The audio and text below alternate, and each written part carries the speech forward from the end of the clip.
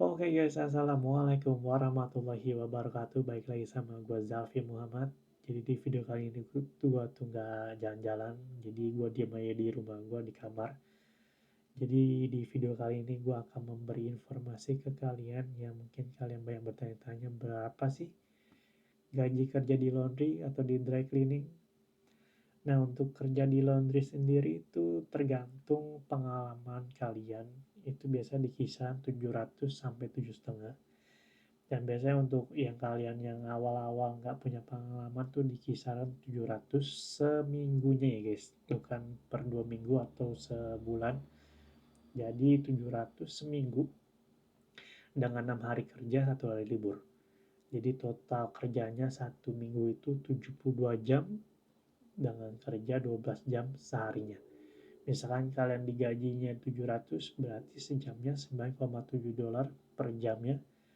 Dan kalau misalnya kalian udah pengalaman gitu ya, udah tahu semuanya, biasanya tuh di 750 atau biasanya di 720 atau 7,5. Kita patokannya di 7,5 aja lah biar gampang itu ya.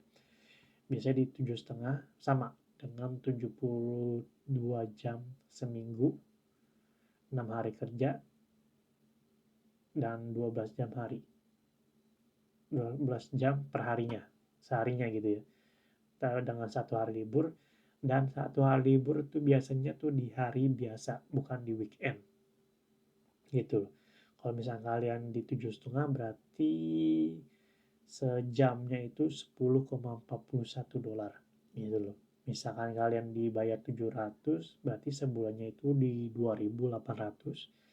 Dan kalau kalian di 750 berarti sebulannya itu di 3.000 dolar. Nah, kalau untuk di dry clean sendiri biasanya itu lebih gede.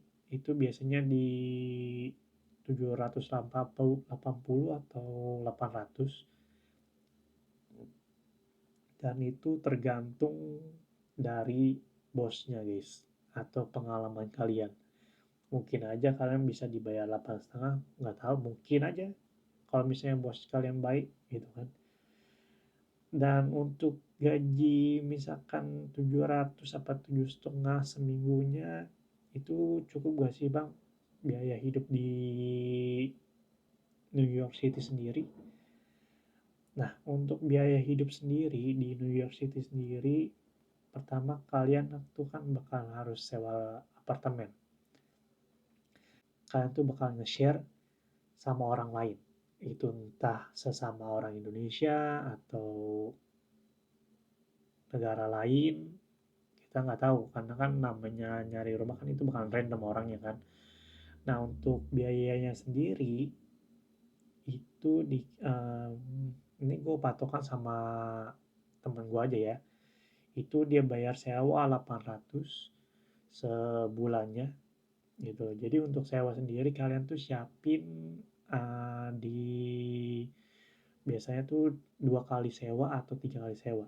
Kenapa sih bang 3 kali sewa? Biasanya kalau kalian nyari rumahnya itu lewat calonya itu minta duit juga guys. Jadi itu dia minta duitnya itu 1 kali sewa rumah.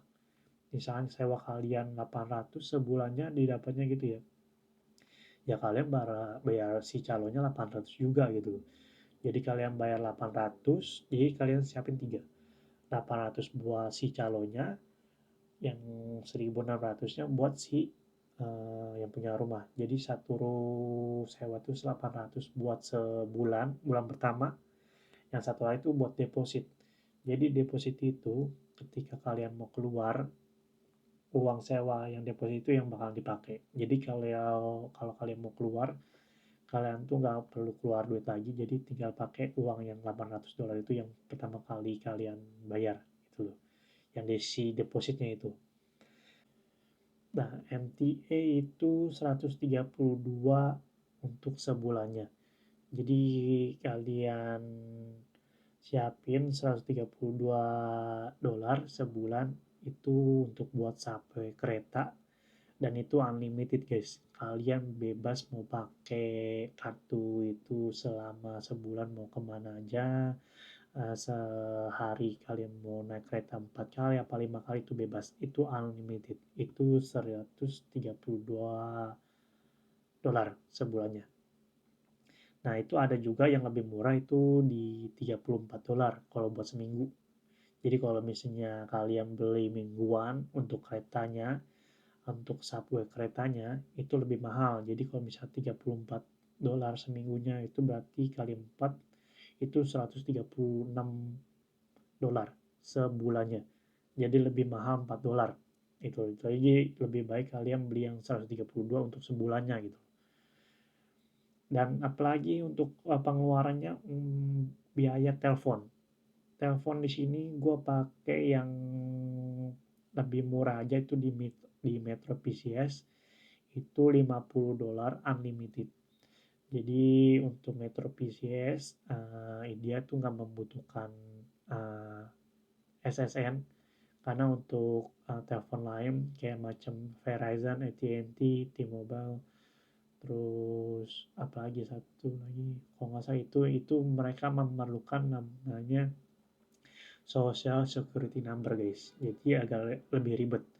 Nah di sini gue pakainya Metro PC saja 50 dolar sebulan, jadi dia nggak banyak tanya apa-apa. Itu unlimited juga 50 dolar, kalian bisa telepon di Amerika ya, dan ada kuotanya tuh lumayan banyak juga. Gue kadang-kadang nonton YouTube juga nggak habis-habis gitu. Dan ditambah aja apalagi makan. Nah makanan sebenarnya ini kalau makan gue di sini hitungnya kalau kalian beli terus ya ini di kisaran 30 dolar, gue ngitungnya di 30 atau mungkin bisa lebih ya. Jadi gue di sini ngambil patokan aja 10 3 kali makan itu dengan 10 dolar. Itu kalau sebulannya berarti dikali 30 berarti 900 dolar. Nah, sebenarnya kalau makan ini kan tiap orang beda-beda ya. Gitu loh. Kalau misalnya kalian rakus atau mungkin kalian makannya banyak, mungkin lebih dari segitu guys. Gitu loh. Nah, dari atas di sini total misalnya dari bayar sewa 800, terus sampai kereta itu di 132, telepon 50, dan makan misalnya 900 itu di 1882. Jadi kalau kalian gajinya itu 2.800 dengan 700 seminggu ini, gaji 2.800 itu gue hitung di minimumnya aja ya, di yang paling kecilnya aja. Berarti kalian ada sisa di 912 gitu loh. Jadi sebenarnya kalau untuk biaya hidup itu sebenarnya tuh lebih besar dimakan guys. Gitu loh. Karena makan sendiri kalau misalnya kalian beli di luar itu nggak bakal lebih lah dari 30 dolar ini karena kan kalian bakalan jajan, beli es atau bukan makanan kecil lainnya gitu loh. Ya syukur-syukur gaji kalian tuh lebih dari 700 seminggunya gitu loh. Kalau misalnya kalian didapat 7,5 atau 800 ya kalian bakal sisa lebih, kalian bisa kirim uang gitu loh. Karena untuk hidup sendiri di New York City sendiri gitu loh, kadang-kadang gaji lebih gede dari 2.800 juga banyak yang nggak bisa ketabung guys, karena orang biasanya dengan gaji lebih gede dari 2.800 itu ya kurang-kurang aja gitu loh, karena biasanya tuh dimakan mereka boros gitu kan, beli-beli baju gitu. Oh iya, di balik sini juga ada di total sisa dengan gaji 2.800 dengan dikurangnya biaya makan di atas yang gue bilang tadi, itu belum termasuk kalian beli baju ya. Itu jadi total yang di atas gue sebutin itu ya cuman makan sama telepon sama biaya transportasi gitu loh. Jadi yang untuk lain-lainnya ya kalau kalian suka beli baju ya tinggal dikurangin aja guys gitu loh. Jadi ya semakin boros kalian ya semakin nggak ada uang yang kalian bisa tabung gitu loh. Ya itulah kenyataan yang hidup, kenyataan yang kalian harus hadapin di New York City sendiri gitu loh. Sebenarnya kalau untuk gaji sebenarnya ada yang lebih gede juga biasanya tuh di restoran kayak server gitu ya. Biasanya server untuk gaji itu lebih kecil, cuman untuk tipnya tuh gede guys, gua nggak tahu gedenya berapa karena gua nggak pernah kerja di restoran gitu. Misalnya gajinya sebenarnya misalnya lebih kecil gitu ya, komisinya di kisaran 500 kali apa 600, biasanya tipnya tuh gede gitu guys, seminggunya mungkin bisa ngantongin 200 mungkin atau 300, gua nggak tahu karena gua nggak pernah kerja di restoran. Gue pernah sekali doang, cuman itu nggak pernah lagi. Nah, kok kalau kalian lihat kayaknya kecil ya bang untuk di New York City sendiri. Iya emang begitu guys. Karena biasanya kalau orang Indonesia itu jarang banget mau tinggal di New York City sendiri.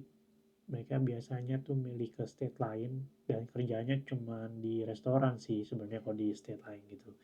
Karena di state lain tuh di dry clean apa laundry itu emang nggak ada gitu loh. Dan laundry sama dry clean sendiri tuh cuman adanya di New York City sendiri atau mungkin kota besar lainnya, gua nggak tahu gitu loh. Jadi kalau misalnya kalian kerja di state lain, jadi server atau di hibachi atau di restoran gitu ya, kayak kerja di hibachi gitu, itu emang lebih gede gitu loh.